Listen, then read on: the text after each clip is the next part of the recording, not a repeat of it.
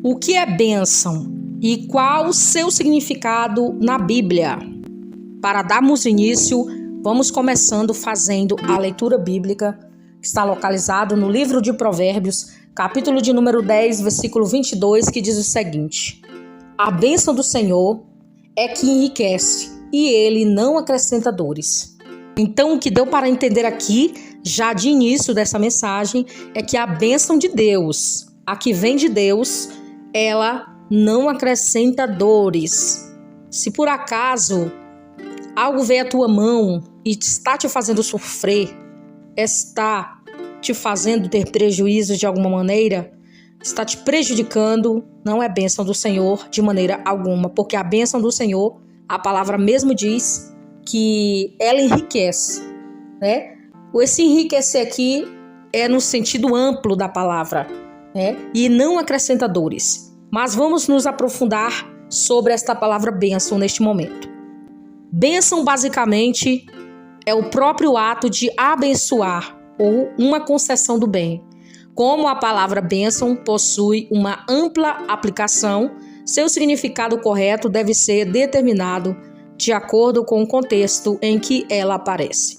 A palavra bênção pode ser empregada no sentido de aprovação ou consentimento, como também para se referir a um presente recebido, um favor, uma dádiva. Vamos entender melhor o que é a bênção aí segundo a Bíblia Sagrada e qual o significado da bênção.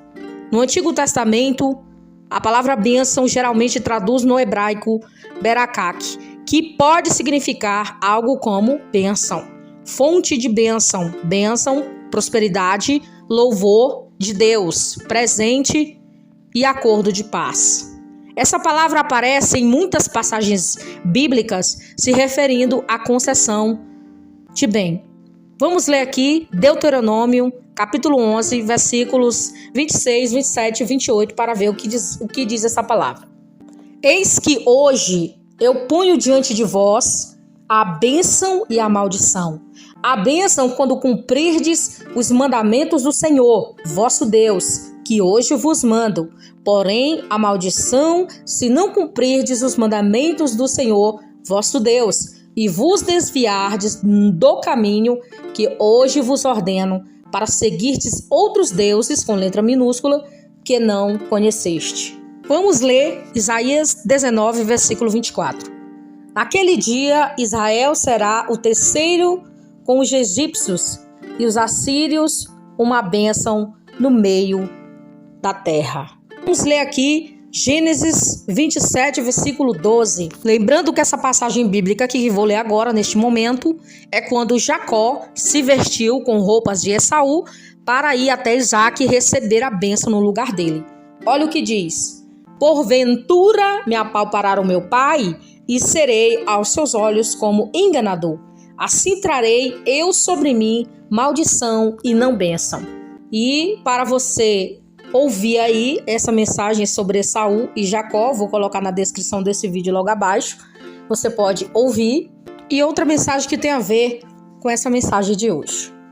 Você vai ler aí essas passagens bíblicas: Deuteronômio 11, 26 a 28, Deuteronômio 23 e 5, Deuteronômio 28, 2, Deuteronômio 33, 23. Faça essas leituras aí para você entender melhor aí sobre a bênção ou a maldição. Esse termo também é utilizado para se referir a uma fórmula de palavras que invoca coisas boas e que constitui apropriadamente uma bênção.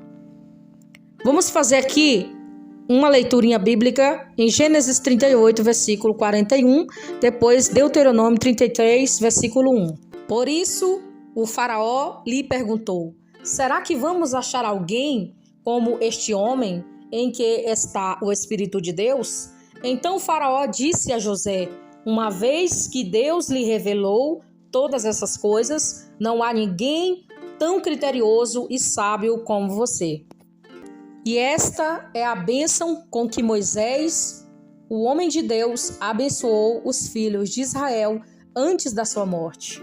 Moisés abençoa aí a tribo de Israel, Levi, e é abençoado para ensinar os juízos do Senhor e a sua lei. José é o mais abençoado de todos. O Senhor reunirá Israel nos últimos dias e Israel triunfará.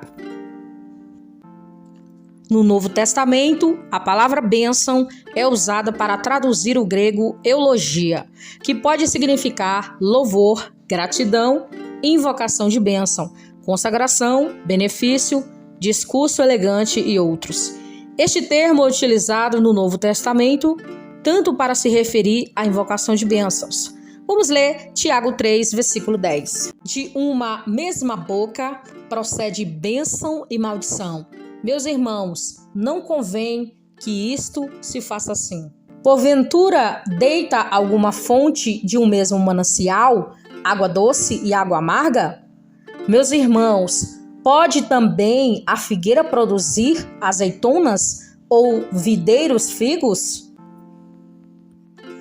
Esse termo pode ser utilizado no Novo Testamento como o bem material no sentido de generosidade. 2 Coríntios 9, versículo 5, vamos ler.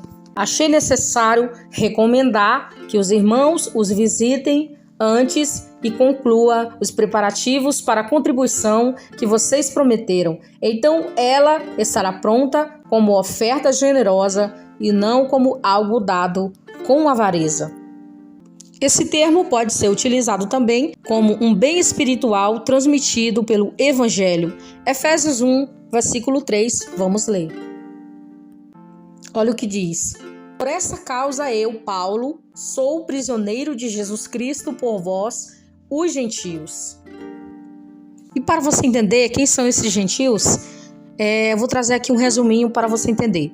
Na tradução cristã da Bíblia, a palavra gentil designa um não hebreu. Os hebreus estabeleciam uma divisão entre o povo que definiam como eleito por Deus e os gentios, posteriormente, denominações pagãs, os povos europeus que se converteram ao cristianismo nos seus primórdios, eram considerados gentios. Então está aí a definição de quem são os gentios para você aí que está ouvindo a palavra do Senhor. Vem esta pergunta para nós. O ato de abençoar na Bíblia, o que significa? Na Bíblia encontramos o ato de abençoar presente em diferentes aspectos. O principal deles é o de Deus abençoando o homem, de modo que essa bênção sempre é eficiente. Você vai ler Gênesis 1, versículo 28, Gênesis 12, versículo 2, Gênesis 22, versículo 17, Êxodo 20, versículo 24, Deuteronômio 1, versículo 11, 1 Samuel 6, versículo 11, Efésios 1, versículo 3. Faça essas leituras para você entender melhor aí sobre esses diferentes aspectos de abençoar. O ato de um homem louvar a Deus, expressando sua gratidão em relação a Ele e reconhecendo os seus atributos, glorificando pela sua grandeza, também pode ser entendido como algo equivalente a uma bênção. Salmo 63, versículo 4, Salmo 103, versículo de 1 ao 2. Também é notória a bênção do alimento, isto é, o ato de dar graças a Deus pelo alimento.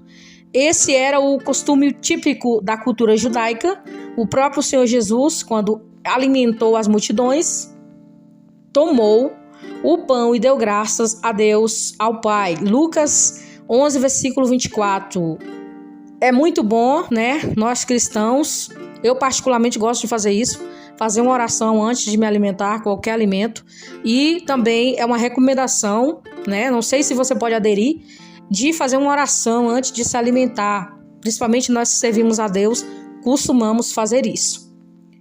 Então, quando ele instituiu, o Senhor Jesus, a ceia do Senhor, enquanto celebrava a Páscoa, e deu graças ao partir o pão, Lucas 22, versículo 19, ou ainda quando abençoou o pão, no momento em que os olhos dos 2 discípulos que iam pelo caminho de Emaús foram abertos. Lucas 24, versículo 30. Eu já até falei sobre os 2 discípulos de Emaús, mas você pode também estar ouvindo essa mensagem.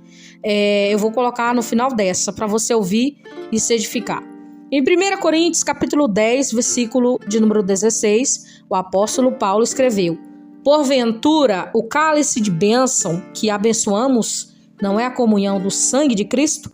Essa frase não deve ser entendida como uma simples indicação de que a igreja agradece pelo cálice de bênção, mas deve ser entendido como todo o sentido teológico. Isto é o de agradecer a Deus, o Pai, pela obra redentora de Cristo ao nosso favor. Temos também um exemplo de alguns homens impetrando uma bênção, como quando o rei, o sacerdote Melquisedeque, abençoou o patriarca Abraão. Leia Gênesis 14, versículo 19 e 20. Isaac, quando abençoou Jacó. Gênesis 27, versículo 26 ao 40. Depois Jacó, quando abençoou os seus descendentes. Gênesis 49, do versículo 1 ao 7. E Moisés, quando abençoou o povo de Israel. Deuteronômio 33, versículo de 1 ao 29. Uma aplicação no ato de abençoar o certamente merece destaque, e quando os sacerdotes abençoavam o povo do Antigo Testamento com a bênção sacerdotal, número 6, versículo 24 e 26. E da mesma forma, os apóstolos também assim fizeram no Novo Testamento. 2 Coríntios 13, versículo 13. Aqui também devemos fazer uma consideração de que tanto na bênção sacerdotal como na bênção apostólica é preciso entender que esse ato não é o mesmo de uma oração própria ou um simples desejo de alguém em relação às bênçãos de Deus. Antes, é o próprio ato de um ministro pronunciado a bênção sobre outras pessoas em nome de Deus. Vamos ler número 6, versículo 26. O Senhor é sobre ti, e te levante o seu rosto e te dê a paz. Dessa forma, ao invés de um mero desejo sobre coisas boas, tais bênçãos significam promessas reais, eficazes e garantidas a todos aqueles que a recebem com fé verdadeira. Eu espero que você aí que está ouvindo a palavra do Senhor tenha entendido esta mensagem com o título O que é bênção e qual o seu significado segundo a Bíblia Sagrada. E para finalizar, eu vou recitar aqui a bênção do livro de Números, capítulo de número 6, versículo 25 ao 27, que eu acabei de fazer, mas vou fazer para finalizar essa mensagem de hoje. O Senhor faça resplandecer o seu rosto sobre ti e tenha misericórdia de ti. O Senhor sobre ti levante o seu rosto e te dê a paz. Assim porão o meu nome sobre os filhos de Israel e eu vos abençoarei. Fiquem todos na paz do nosso Senhor e Salvador